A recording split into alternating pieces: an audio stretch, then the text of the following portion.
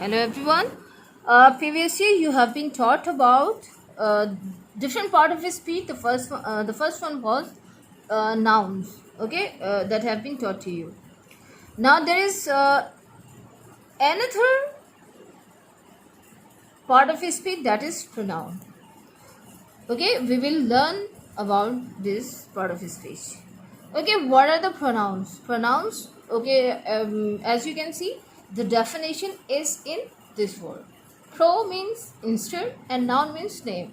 The words that are used in place of or instead of names. ऐसे words जो कि नामों की जगह पे इस्तेमाल होते हैं. नामों की जगह पे इस्तेमाल होने से क्या मुराद होती है कि हम नाम को हटाकर इस नाम को हटाया और इसकी जगह पे हमने एक छोटा सा वर्ड यूज़ किया.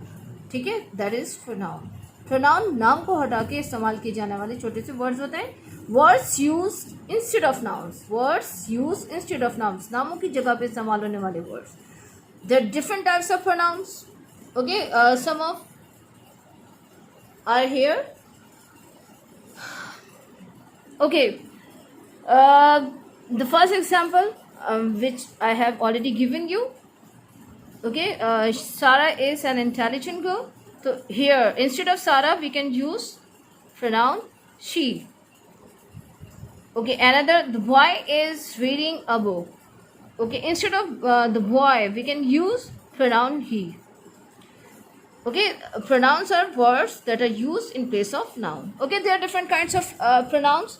Some are personal pronouns. Personal pronouns are used to refer person, definite persons. हम लोगों के लिए से यूज़ कर रहे होते हैं, डिफरेंट लोगों के लिए यूज़ कर रहे होते हैं, उनकी जेंडर्स के हिसाब से यूज़ कर रहे होते हैं और उनके पर्सन्स के हिसाब से यूज़ करते हैं. जैसे हमने first person, second person, third person के बारे में पढ़ा. ठीक है, तो ये पर्सन्स के हिसाब से ये वाले प्रोनाउंस होते हैं. They are use to refer different definite persons. हमें कंफर्म होता है, जेंडर का कंफर्म होता है, हमें पर्सन का कंफर्म होता है. Another are impersonal pronouns. ठीक है, जिसमें हमें बिल्कुल भी क्लियर नहीं होता कि who we are talking about. ठीक है, अभी हम मजीद इसको देखेंगे. Demonstrative pronounce. ऑब्वियसली डिमोस्ट्रेट का मतलब होता है कि हम बाकायदा से इसे पॉइंट आउट करना. Demonstrate mean two point out. हम यानी ये प्रोनाउंस ऐसे होते हैं यानी किसी चीज़ को पॉइंट आउट करने के लिए यूज़ होते हैं. Then there is another kind that is interrogative pronouns. इसको भी फर्दर देखते हैं. The first one, personal pronouns क्या होते हैं? पर्सनल प्रोनाउंस से हमें पता चलता है कि इसमें पर्सन्स के हिसाब से होते हैं. जो हमने 3 पर्सन्स का कंसेप्ट पढ़ा हुआ है, first person, second person and third person. ठीक है, हमें शुरू से बताया गया है. Since beginning we have been told first person कौन होता है? Who is talking. अभी जिससे किसी मैं बात कर रही हूँ, आई एम फर्स्ट पर्सन. ठीक है, अच्छा, the person who is listening me is second person. ठीक है, and the third person who we talk about. Okay, here is a chart for your attention. Okay, there are different types of यानी different further kinds of personal pronouns. They are subjective pronouns, objective pronouns, reflexive pronouns and possessive pronouns. There are different kinds of personal pronouns. ठीक है, personal pronouns definite persons के लिए use होते हैं. अच्छा, अब हमारे पास अब देखें नेम्स के साथ ही हमें डेफिनेशन का काफ़ी हद तक आइडिया हो जाता है. ठीक है, सब्जेक्टिव प्रोनाउंस. अच्छा, अब हर सेंटेंस में क्या होता है? Every sentence start with a subject, उसके बाद में उसमें एक वर्ब होता है, देन द ऑब्जेक्ट. ठीक है, ये हमारे पास एक बेसिक सी स्ट्रक्चर होती है हर सेंटेंस की. ठीक है, इट स्टार्ट्स विद यानी each sentence starts with the subject, then a verb, then an object. In this place, in the place of subject we use these pronouns. They are called subjective pronouns. I, we, you, he, she, it, they. They are subjective pronouns. Subjective pronouns are used in subject of sentence. Subjective pronouns. Okay, I and we are first person. They both are first person. You is second person and he, she, it and they are third person pronouns. Third person, used for third person. Okay, here is another kind of Personal pronoun, that is subjective pronoun. Objective pronoun, okay, object always comes after verb. Object की ये वाली place है, यानी after verb there is a place for object. The pronouns, okay, we can never use subjective pronouns in place of objective pronoun. Okay, objective pronouns are always used in object of sentence whenever we need to write them.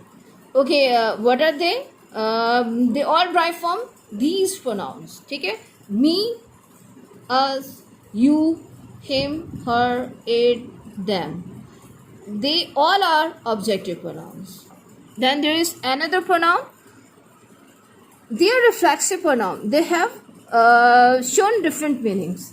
Sometimes when we stress in a sentence, then we use reflexive pronoun.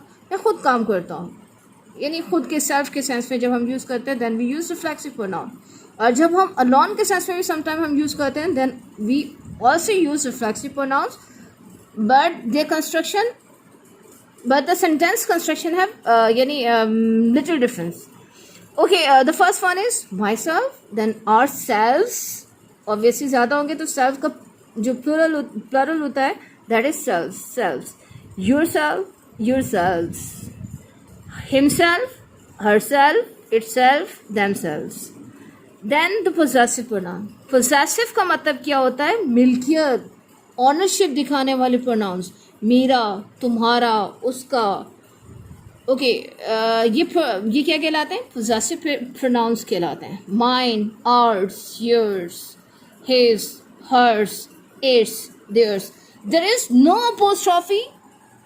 There is no apostrophe on any pronoun. यानी यहाँ पे हमें किसी भी किस्म का कोई apostrophe का या comma टाइप का कोई साइन नहीं मिल रहा.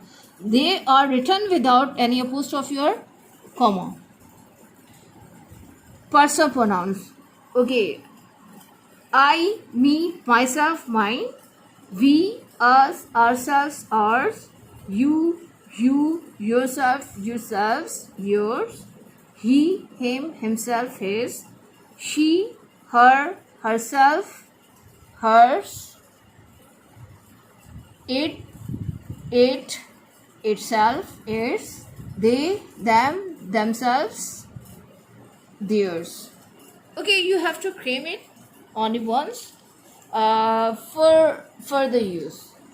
ठीक है, must read it carefully again and again. You have to read it, so you have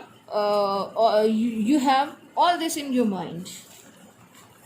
Okay, now another kind of pronoun, that is impersonal pronouns.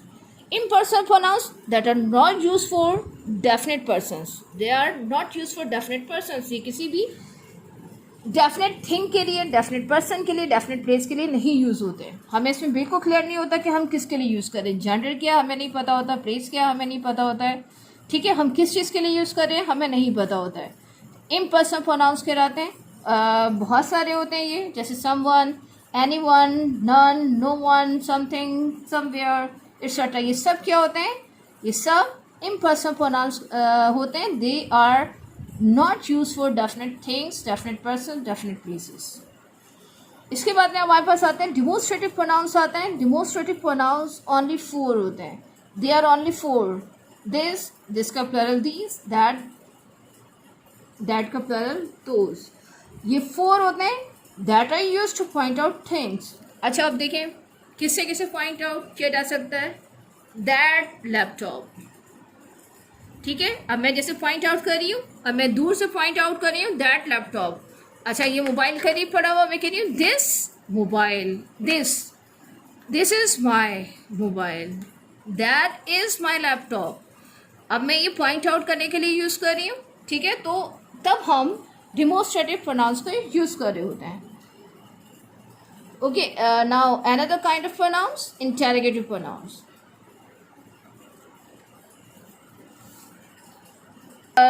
Now there is another kind that are interrogative pronouns.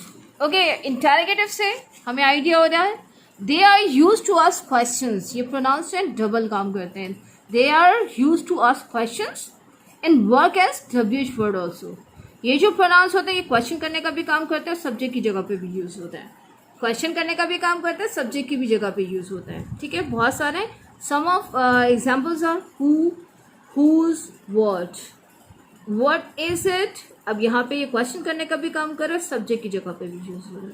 What is it, who are you, बिल्कुल in the similar way ये भी who भी interrogative pronoun है, question का भी काम कर रहा है।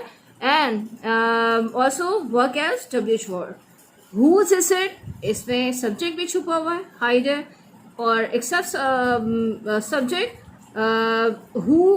हुज क्वेश्चन भी कर रहा है। हाउ मैनी आर दे, यहाँ पे ये नंबर ऑफ क्वेश्चन यानी पीपल के बारे में भी क्वेश्चन कर रहा है और साथ में सब्जेक्ट की जगह पे भी काम कर रहा है। तो इंटरोगेटिव प्रोनाउंस डब्ल्यूएच वर्ड्स होते हैं, ठीक है, जो कि डबल फंक्शन करते हैं, ये क्वेश्चन करने का भी काम करते हैं, सेंटेंस के सब्जेक्ट का भी काम करते हैं। और इन सेंटेंसेस में अमूमन क्या होता है, हमें सब्जेक्ट देखने को नहीं मिलता है। ठीक है, अच्छा अब इस पूरे को एक दफ़ा आपने अच्छे तरीके से इसका जायज़ा लेना है, इसकी प्रैक्टिस एक्सरसाइज भी आपको दी जाएगी। तो बहुत ध्यान से इस वीडियो को देखने की बात में, और आप ये सारा अच्छे तरीके से, जैसे कि ये चार्ट है, ये सारी इन्फॉर्मेशन एक पेज पे लिखेंगे बहुत प्रॉपर से तरीके से, और इसके बाद में इसे बहुत अच्छे तरीके से आपने लर्निंग करना है इसकी। और लर्निंग करने के बाद जो भी आपको होमवर्क टास्क दिया जाएगा तो उसे आपको अच्छे तरीके से सॉल्व करना है। और फर्दर हम पार्ट्स ऑफ स्पीच जो है वो नेक्स्ट जो भी आपकी वीडियो आएगी तो उसमें समझेंगे। Thank you very much.